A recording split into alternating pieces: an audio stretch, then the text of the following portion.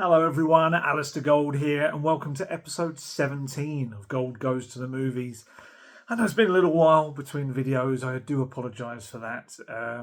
Various things going on in life in general and work, but I have returned with a bunch of 9 movies. I've stacked up a few, got some absolute corkers. 2 brand new movies, one I watched last night on streaming, one I watched today at the cinema, and an assorted amount of movies that I managed to catch on a couple of long haul flights, which really got me, let's say, caught up on a lot of the Oscar buzz movies, a lot of those nominated for Oscars as well. So we're kind of dotting all around the place now. We're going to brand new ones, some that you might not have been able to watch that were highly recommended, and I've kind of got my own recommendations on some of those. Some of those I thought were excellent, some of them, and yeah, what have we got to rattle through? We've got to go through Sinners, Havoc, A Real Pain, Saturday Night, Anora, Sing Sing, Nickel Boy, Smile 2, and Here. All of those to discuss in this video. I'm going to rattle through them. I'm very wary. There's a lot of them this time. So I'm going to try to... you can probably tell the ones I like more than others because I'll spend a little bit more time on them. Let's start off straight away with one I absolutely adored, and that is Sinners. Oh my goodness. I'd heard all the hype about this, and a lot of people raving about it. A lot of people enjoyed it. And you're always wary when you're going to a movie and people are really raving about it because you think, is it going to build it up too much for me? It didn't. It didn't. Sinners is brilliant. I've pretty much just come straight from the cinema and I'm doing this video. It's just amazing. The look of it, the sound of it, the performances. It's probably my favourite film I've seen this year, I'd go as far to say. I just loved so many aspects to it. I think it's safe to say by now it's a vampire movie, or there's a supernatural element to it. I'm sure people will kind of be aware of that now. But the way it deals with it, another film I used to love many years ago was From Dusk Till Dawn. Just brilliant movie. George Clooney, Quentin Tarantino, Salma Hayek. So many terrific actors in it. And what I loved about that movie, Harvey Keitel as well. What I loved about that film was that the first half of that movie, I think it was written by Tarantino, could have been, was it Roberto Rodriguez directed as well, I think, could have been a completely kind of movie of its own. And it was only halfway through you got this element of, oh, wait a minute, we're throwing vampires into this. And I think that's such a brilliant thing to do. So many vampire movies that we get nowadays, it's kind of there from the start. You know it's going to happen. Whereas with a movie like that, and exactly what we get with Sinners, is it's just something else entirely that just happens to go, they're going to sprinkle some vampires in there. And I think that really adds to it. It just works so brilliantly. And I think it's because you've already then identified with the characters as a really strong story. And then to kind of suddenly take it in a slightly different direction, you kind of feel the shock as much as the characters do. And I think it works really, really well. This is all written and directed by the incredibly talented Ryan Coogler. You'll know him from Creed, of course, Black Panther movies as well. I think Fruitvale Station was the first one he did with Michael B. Jordan as well. They've actually 5 times, I think, they've collaborated now. Michael B. Jordan is brilliant in this. I go way back with Michael B. Jordan. Not personally. I used to love a series called Friday Night Lights, and he kind of turned up in a later series of that and obviously has become this big movie star in his own right now. He plays 2 roles in this. It's a dual role as 2 different brothers called Smoke and Stack, who have travelled back to the Mississippi Delta after working in Chicago as part of Al Capone's outfit. I think it was the Chicago outfit, was it called? I'm trying to remember now. Not that I was there, but I remember reading about it a lot of the time. We went to Chicago last year. And Michael B. Jordan is so good in these 2 roles. He really differentiates between the 2 brothers. You can tell these very different characters, and the way he kind of just carries himself and portrays his characters. Got to admit, she might be annoyed with me at saying my wife didn't know that he was playing both brothers until a little while in, just because he just gives them a very different look as well. It's all, I don't know whether there's some kind of something about his mouth. I know it's like a different teeth thing. It just gives a slightly kind of different jawline to it, and just the way, a little bit like how Clark Kent and Superman, whenever they're played, they're very played in different ways. The way the body is carried, and the way they walk, the way they move, and he does this with his 2 brothers. It's such a good dual performance. It's very, very clever. And so these two brothers come back from Chicago and they link up with their cousin Sammy, who's played by the excellent Miles Caton. He's Caton Caton. Apologies if I'm killing the pronunciation there. And he's a dab hand with a guitar and he's got a decent singing voice in himself. And a lot of the issues in this film circle around that. They all decide that, or the two brothers have come back to decide they're going to set up their own juke joint for the local community, which is a place for them to kind of escape from their daily life for music, alcohol, and other stuff that might be going on as well. And good food, I think, by the sounds of it as well. The supporting cast is superb. You've got Haley Steinfeld's in it as well. Wunmi Masaku is brilliant in this role as, I think it's Smoke's wife. I'm trying to remember now the characters. I've just literally come out of the cinema. She's brilliant. Delroy Lindo's superb in a supporting role that I wouldn't be stunned if we start to see kind of awards buzz about him. It did. I think it just missed, didn't it? All of this kind of recent Oscar cutoff and everything. So I think we'll be seeing that. I hope it's not affected by the fact that it'll be so long ago by the time that the next bunch of award shows come out. But I think Delroy Lindo could definitely be up for some awards. He's very good. You've got Omar Miller. I used to love him in a show called Ballers back in the day. He was very good in that. He's very good in this. And you've got Jack O'Connell, British actor Jack O'Connell. I think actually Wunmi Masaku's British and Nigerian as well. But Jack O'Connell, I only just watched him recently in Godless, the brilliant Western series that's on Netflix. And he was very good in this, and he's very good in this show, this film as well. A real kind of menace to him and the way he plays his character in this. I'm going to give any more away, but yeah, terrific performance. And I just love the music. The music is so good in this movie. I'm definitely going to go and download the soundtrack actually in a moment. As soon as I'm off this, I'm going to download it. The music feels like a character in the movie, and you'll get that once you've watched it. It's such an integral part of kind of the plot and the way it's a device for things to happen in this film. And that's whether that's through the songs that you hear, a lot of blues being played, or the score by Ludwig Göransson as well. It's just, it's terrific. I really, really loved it. It's just a movie that's got everything in it. It's got a really good, strong story, a good plot, excellent acting, wonderful sights and sounds as well. It just takes you there. You feel like you're in the Mississippi Delta back in those days. And it's got some genuinely creepy moments in the second half of the film as well. There's a couple of times my wife and daughter took as well, both jumped. I might have, maybe I didn't. Am I going to admit it? Yeah, it's really good. I hope it does really well at the box office. I know there's been some kind of people criticising some of the press around the movie recently, kind of a focus more on the box office than the fact that this is an original movie that's out there. And it's a great movie. It's not a sequel. It's not a remake of anything. It's just a terrific movie in its own right. And I really hope it does well. I'm intrigued to see whether it leads to anything more within that world, because I think I would be interested to see more set within this time and everything. I'd be interested to see whether like TV shows come out. I don't know. It just really, really enjoyed it. Stick around for the credits as well. There's a mid what do they call it? Mid-credit scene, which just adds that little bit extra to it as well. It's I mean, with everything involved in this film, with the talent involved, I just loved it. I really did. You can tell the way I'm kind of talking about it. I just fantastic. It lived up to all of the hype.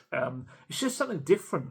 There's something kind of weird and wonderful and just magnetic about it, and all the performances as well. You get so wrapped up in it. Terrific. Absolutely terrific.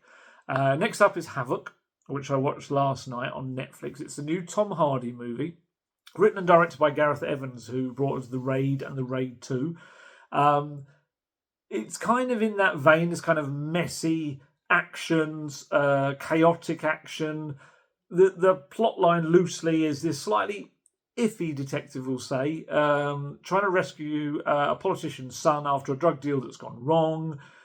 Plenty of corruption around. It kind of had a bit of an 80s action vibe to it, to me. One of those kind of movies you'd settle down and still see on various channels late at night. I was going to say Steven Seagal 80s movies, but I don't really... Some of those. I used to like some of the original Steven Seagal. I know he's kind of... I think it kind of all went a bit pear-shaped for him, didn't it? But... You know what I mean? Those 80s action ones that just had that slightly different vibe to it. But this has kind of got a lot of almost almost John Wick style action fight scenes to it as well. I suppose there's an element of that too. Everything's kind of influenced by that right now. But it's all right. It's all right. It's a good way to spend an hour and 45 minutes. There's certainly worse ways to spend your time. It's got some good actors in it, as well as Tom Hardy. You've got Timothy Olyphant, Forrest Whitaker's in it as well. Jessie Lee is very good. It's kind of brutal. It's very violent. It is all held together by Tom Hardy. Tom Hardy, you could probably say he deserves better than this. You know, there's certain aspects of it could be tightened up. Some of the fight scenes are really good. Some of them are very messy, and you're kind of trying to work out in like the dingy lighting who's come out of that. You know, having won the fight and stuff like that. But you know, like I say, Tom Hardy, I could watch him do anything. Even Capone, which I thought was one of the most dull, not very good movies I've seen in recent years. I thought even he kind of kept me watching that when I probably might have turned off if anyone else had been in the lead. He's terrific, and yeah, he's good. He plays this role really well, and one of the most interesting things, maybe for some people, is it. You'd never know it by watching it, but it was mostly filmed in Wales. It's one of the biggest movies apparently to be filmed in Wales, and actually, it's filmed years ago. It's filmed in 2021. But it needed some reshoots to take place. But it came after that period where you had all the strikes were going on. So the reshoots had to take place after the strikes. And that's why 4 years on, we're just seeing it now. Yeah, it probably should be worse than it actually is when you consider the reshoots, the delay in getting it out there and everything. It still feels like it could have been a better product that ended up on our screens. But yeah, I mean, we're not talking Sinners standard. You can tell the difference in my voice, but it's all right. It's all right. There's some good little moments in it, and like I say, another very good. Tom Hardy's very good. It's a vehicle for him more than anything. Yeah. Next up, very very different film. We're kind of jumping from very different movies one to the other now. Is A Real Pain. Which was written and directed by Jesse Eisenberg, who also stars in it alongside Kieran Culkin. There's a few kind of actors of various things you might have seen pop up. You've got Jennifer Grey of Dirty Dancing fame, Will Sharp of White Lotus Season 2, taking on a role that actually apparently was written for Richard Ayoade from the IT Crowd, which I love, so I should be able to pronounce his name properly. Apparently Jesse Eisenberg is a friend of his, but yeah, it didn't end up taking the role, so Will Sharp came in, and he's good, very good in it. You've got Kurt, I'm going to absolutely murder pronunciation here, Kurt Egiawan, who was in House of Dragon, The Agency, all of them, really good supporting cast, but ultimately, this is a movie about Eisenberg and Culkin, really. Not about them. Well, it is, but it kind of everything centres around those two performances, playing very different cousins. One in Eisenberg, a very kind of neurotic family man. The other, Culkin's character, a free-spirited type with, you know, some issues from the past that he's kind of working his way through as well. And yeah, they've come together kind of after years apart, or some years apart, to honour their late grandmother with a trip to Poland and see where she grew up, and looking into and learning about the Holocaust as well. I really enjoyed the film. I think it's incredibly well acted, really well written and directed by Eisenberg as well. And I think while he's very good in his performance, I think he very deliberately allows Culkin the spotlight, the stage to really kind of shine in his role. You know, obviously we see in Succession and the kind of the way he played that role, and there's an element of that kind of performance in this. I think he's got this kind of natural just way of talking, this kind of dry wit in the way he talks. And I think with Eisenberg's writing, it works really, really well. There's this whole backstory. It wasn't meant to be Kieran Culkin playing this role. It was meant to be Eric Andre who was going to play it. And Eisenberg actually had thought at one point about playing the role himself and was talked out of it. He wasn't aware of Kieran Culkin's work, even though he was so brilliant in Succession. And apparently he was quite concerned about giving the role to a non-Jewish actor. But then when he did, apparently Kieran Culkin, just about 2 weeks before filming was supposed to start, wanted to back out, or he tried to back out. And that took Emma Stone, who was the producer on this movie and was a big integral part of this film getting made, had to convince Kieran Culkin, if you leave this project, it's all going to fall apart. All these other people involved in this are relying on you. Stuck with it, and here we are now. Obviously, we'll know at this point that Kieran Culkin won the Best Supporting Actor Oscar for his performance in this role. The first actor in 15 years to win for a movie that wasn't up for Best Picture. And actually, Eisenberg was nominated for Best Original Screenplay as well. It's a really sharply observed movie. Myself, my wife, my youngest daughter, all at different points have watched this film and have all really liked it in different ways. I really recommend it. I think it's just come on Disney Plus. This was one of the movies that I watched on one of my flights, but I think it is on Disney Plus for those in the UK. Yeah, really good. Really, really interesting movie. Makes you think. And the ending, I think, will kind of get you talking as well. We all did, and whether we like the ending or not in the family. Next up, there's another movie I watched on a plane, which I'd actually say was probably one of my favourites, if not the favourite I watched on the plane, and probably not going to be similar for other people. That when I talk about this like series of films I've just said, obviously Sinners is my favourite right now, but of the movies I watched on the airplane, it was a long flight to America. This one was probably the best, and it was Saturday Night. And that's going to surprise people because this is not a much lauded, celebrated, Oscar-worthy movie. I just really enjoy it. I think because I love the idea of what it comes from. If you're not aware, it's the story of the first ever taping of what we now know as the show Saturday Night Live. It was in 1975. Technically, it was called Saturday Night in its first season, hence the name of the movie. And so I've kind of always loved the idea of Saturday Night Live and all the actors that we've got from it, the many people, the comedians that are now kind of established actors out there in the world that came from that show. So I've always kind of had this interest in it, and maybe that's not such a big thing for a lot of people in the UK, but it is for me. And this is directed by Jason Reitman, who has his own connection to it. Some cast members like Dan Aykroyd was one of the original members of Saturday Night, and Bill Murray came into it later. Jason Reitman, if you remember, directed the last two Ghostbuster movies, of course, which Dan Aykroyd and Bill Murray were in those. So he's kind of got this desire to be very faithful to what happened on this original night of the first ever filming. And it's just beautifully chaotic. It's so funny and tense all in one go. You know the show's been going ever since and been filming ever since, but yet you're still utterly convinced it's all going to fall apart on its first night. What I would just kind of compare it to in a very weirdly different way, Uncut Gems. You know how you felt when you watched that movie, Adam Sandler, how it was just like, you just kind of felt really stressed and nervous throughout it because he put you on edge with his performance. This kind of does that in a funny, tense way. It makes you laugh a lot, but you're also very tense and kind of anxious, I guess, about whether it's all going to come together in the end. It's very good. It's very good. The cast are really good. They kind of range from people that are putting in performances that are really close to the real life people, and actually they're absorbed by the character, and other people who are kind of taking the essence of a person, like their interpretation of that famous person. And the main I'd say probably the main actor in it is Gabriel Labelle, I really like him in his recent stuff. You might remember him as the main character, essentially playing Steven Spielberg, but not in name, in The Fabelmans. And in this, he plays Lorne Michaels, who's the creator of Saturday Night Live. And he's like the central guide for us through the chaos. He's trying to make it all happen. You've got Corey Michael Smith, who I remember as I think it was Riddler in Gotham. I used to watch that show. He's very good as Chevy Chase. Dylan O'Brien is very good as Dan Aykroyd. Matt Wood is a very effective John Belushi.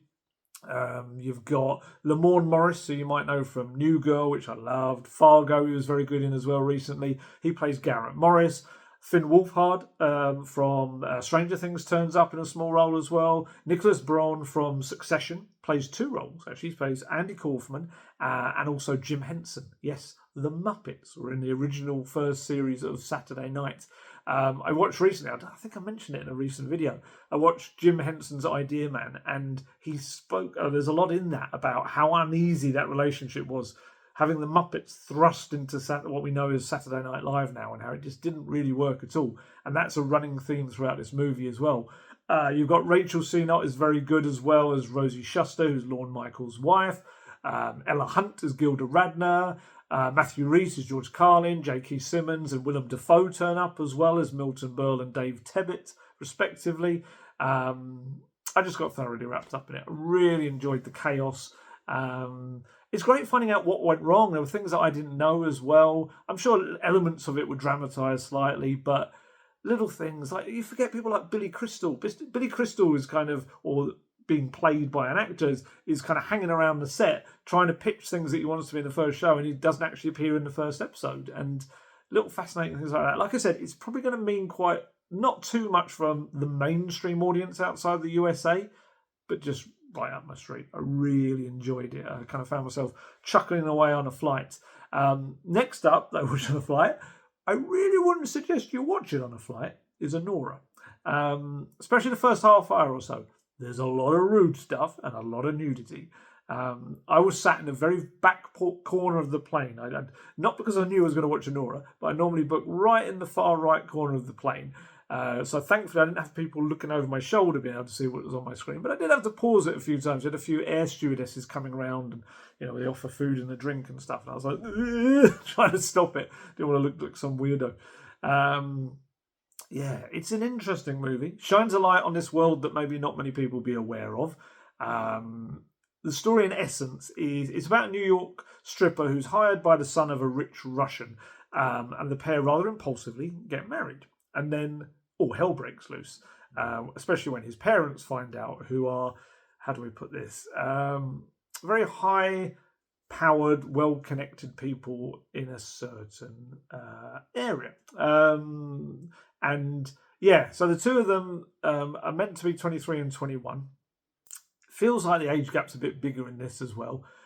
It's written and directed as well as edited and produced by Sean Baker. Acting is excellent. Personally, I felt the movie warmed up a bit the more it went on. Maybe it was because the whole first half I was like, trying to make sure no one was looking at my screen. That's probably more on me than the movie itself. But I did feel like the second half of it, which becomes a bit of a, not quite a road trip movie, but a movie trying to find someone. And I enjoyed that a lot more than the first half of the movie, which, had different elements to it. Mikey Madison, who's Once Upon a Time in Hollywood, you might remember her from, I think, Scream as well she was in. She's very good as Annie in the lead role, Arnie. It's quite interesting for her as an actress. She's from LA, but in this movie she had to be from New York, but also be able to speak Russian. So she had to kind of study the New York dialect, but also learn to be able to speak Russian in a convincing way as well.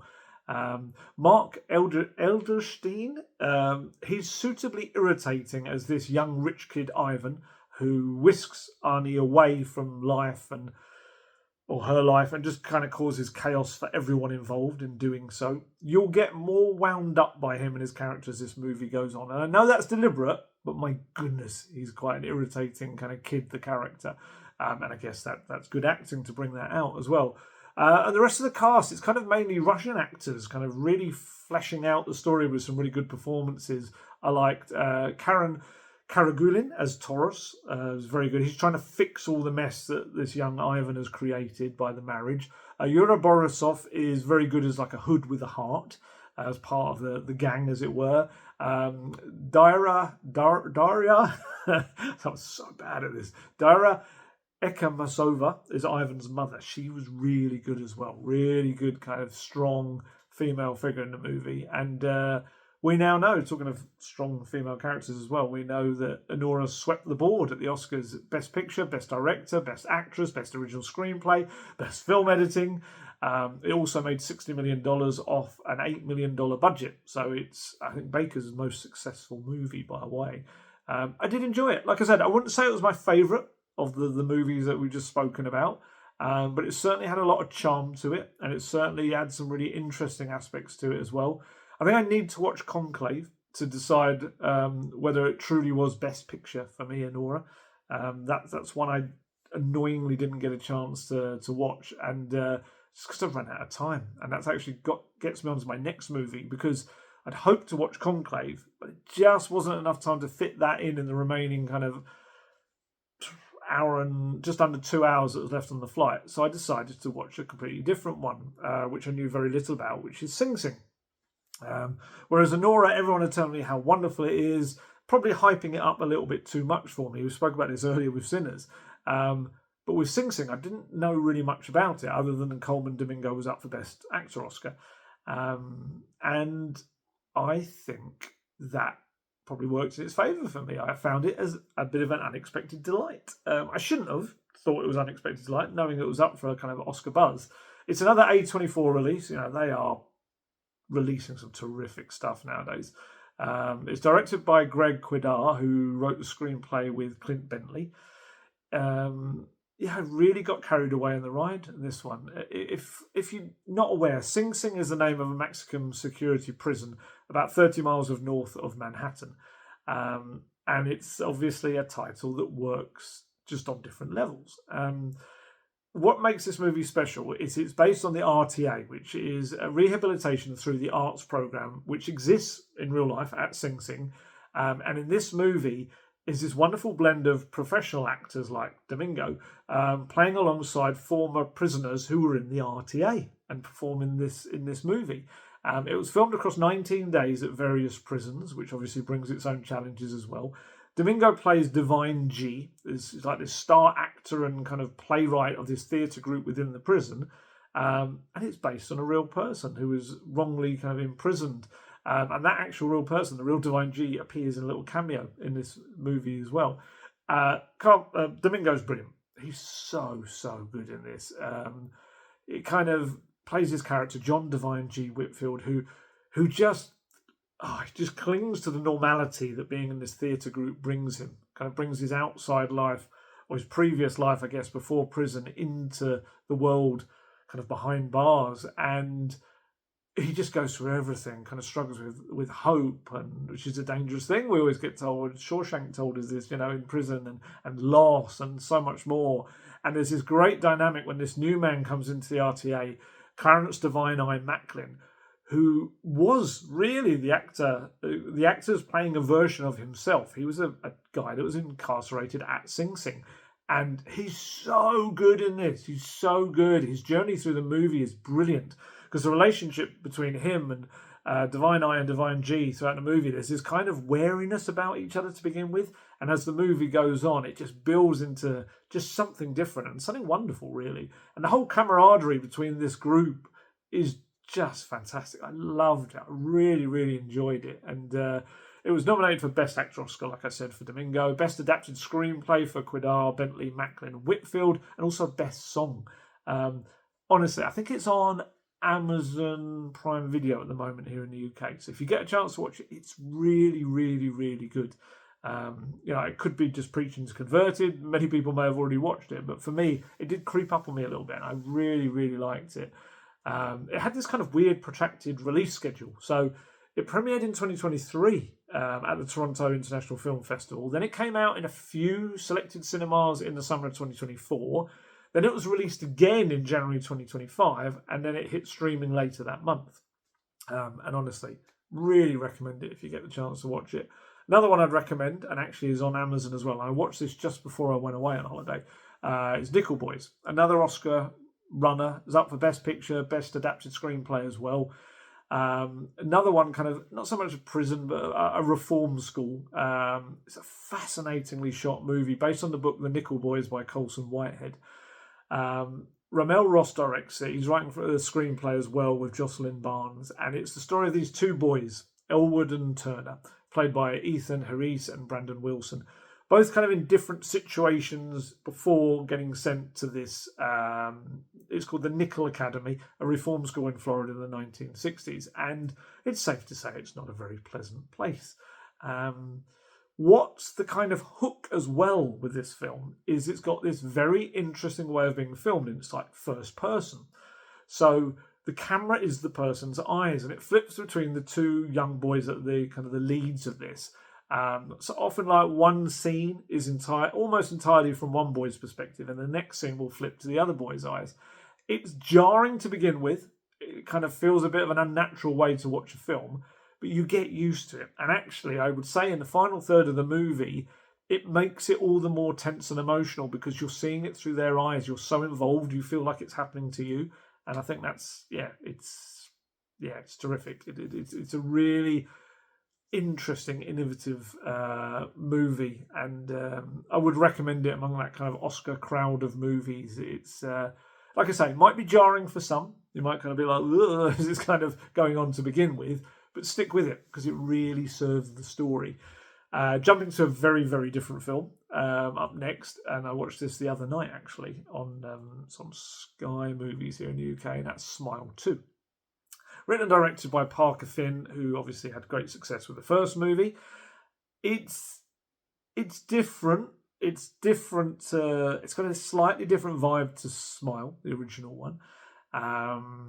This time it's about a pop star played by Naomi Scott, who probably a lot of people, especially ones with kids, will know better from playing Jasmine in the live-action Aladdin movie. She plays Sky Riley, this huge pop singer about to head off on a tour, who's had some kind of dark stuff happen to her recently, and she starts to see some rather horrible things. If you've seen the first movie, you'll know exactly what kind of horrible things she's going to see, and as the title suggests, if you haven't seen them, it involves people smiling and things getting much worse from that point. I liked the first movie, I really did. I thought it was daft at times, but it was quite innovative and quite creepily effective in the way it did things. And the marketing was very, very clever. You'd see at sport events in America, there'd be just these random people smiling maniacally at the camera. They've tried to do something different, like I say, with this sequel, and it's got a different look in the kind of the shiny pop world and all of this. Ultimately, again, it might just be me. I think the shock value had gone from it a little bit. The first movie, you're like, oh my goodness, what is happening right now? Whereas in this film, you're kind of expecting these kind of horrendous things to happen as soon as you see someone smile. I do think that detracts slightly from it, but that's not to say it hasn't got some well-worked scenes, some little kind of very clever uses of people smiling. More than one person smiling at a time as well, which is kind of a different aspect to it. Scott is a strong lead. Yep, she kind of holds it all together pretty well. There's a good supporting cast around her in little roles. It's done well enough at the box office. Smile 3 is in the works. I think it's going to be filmed this year and out next year. I think, possibly. But yeah, it's all right. If you want a Saturday night kind of scary movie to watch, then yeah, it's not awful. Final movie of the bunch was probably the most disappointing of the bunch for me. Maybe because I had quite high hopes for it, and it's called Just Here.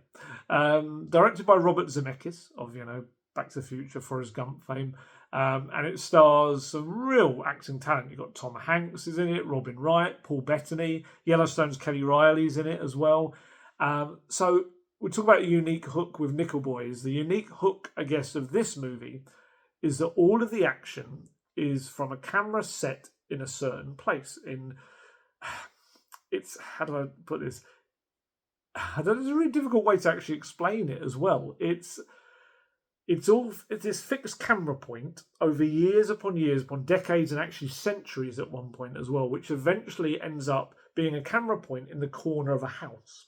The different families that own this house, and then eventually the generations of one family that have owned it. So it's all very set. The camera doesn't move anywhere. It's almost like someone stuck a webcam to the corner of a room up near the ceiling, and it's just looking down and seeing everything in that room.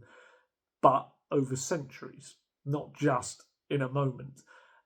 It's a clever idea, and it's got CGI, de-aging technology used as well. It's based on a graphic novel written by Richard Maguire, which was published in 2014.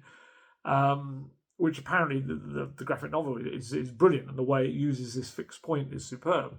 But I just felt it just made a mess of it in terms of the story, and the script were just it was really kind of stilted dialogue, fragmented scenes because they're constantly trying to switch back and forth, showing what happened from this view over the years, and you never really associate with anyone because it flits about so much, and you've got these incredible actors involved, and the story isn't good enough for them. It's like watching scenes from an Amdram rehearsal almost. I'd say only the final moments when Tom Hanks and Robin Wright have got these kind of quite emotional scenes towards the end. That's probably the only moment you'll feel something towards these characters, but many people might have got to that point and not really care by then, I would say. Just not good enough with the talent and the technology involved, and the concept is a good concept. It's just really kind of quite dully carried out at points, I would say. Sorry to end on a meh note with the 9 movies, but we've got many more to come that could be really good ones. We've got Thunderbolts is on the way. I'm going to watch that this week. A lot of good buzz around that, and feeling like a very different kind of Marvel movie. There's a new Final Destination movie coming out. Final Destination Bloodlines is coming in a couple of weeks. Then we've got Mission Impossible: The Final Reckoning on May 21st, which I'm really looking forward to. I think that's going to be really long. I saw a report saying that it might be 3 hours long, that one. There's another one I like the look of. It's either going to be terrific or dreadful, which is Fountain of Youth on Apple. That's coming in a couple of weeks' time. It stars John Krasinski, Natalie Portman, Stanley Tucci, directed by Guy Ritchie. It's got all of the elements that you would like to see in a film. It kind of feels a bit like Indiana Jones crossed with National Treasure. So I'm really looking forward to it. But again, you just never know. I mean, Apple have got a pretty decent hit rate. Their TV shows and their films are really good. So I'm hopeful that the cast involved and, Krasinski, Portman and Tucci together, that's a very cool trio. Actually, talking of Indiana Jones, I've been playing Indiana Jones and the Great Circle. It's come onto PS5, so I've been able to play it. It is amazing. Anyone who is a movie fan that loves Indiana Jones, you have to play it. I don't know what's more fantastic. The fact that the opening scenes, you get to play out the start of Raiders of the Lost Ark, the opening chapter of Raiders of the Lost Ark, complete with the rolling boulder, or the actual game itself, the very original story that comes next. It's brilliant. The story itself should have been another Indiana Jones film. It is that good. But yeah, what other films we've got coming out? We've got Karate Kid Legends, that's coming out end of the month. Ralph Macchio, Jackie Chan, Joshua Jackson in that as well. It's kind of merging the two Karate Kid kind of versions of the franchise that we've seen together. So loads of good movies coming out, loads of movies kind of dipped into and spoken about today, and hopefully that gives you some suggestions that you might want to watch over the coming weeks. Really recommend getting to see Sinners at the Cinema before it goes. It's excellent. And yeah, if you want a bit of kind of throwaway, crazy, messy action movie, Havoc's not awful either. It's all right. Could have been better, but it's all right. But yes, and plenty of other quality in those movies, I said. So there you go. That's a bunch of movies. Again, apologies for the delay. Hopefully the next one will be quicker than that because work's not as mad and there's loads of movies coming out which I can kind of delve into as well and go and watch at the cinema. So time to head off. As always, stay healthy, stay safe, look after yourselves, and most of all, keep watching those movies. Goodbye.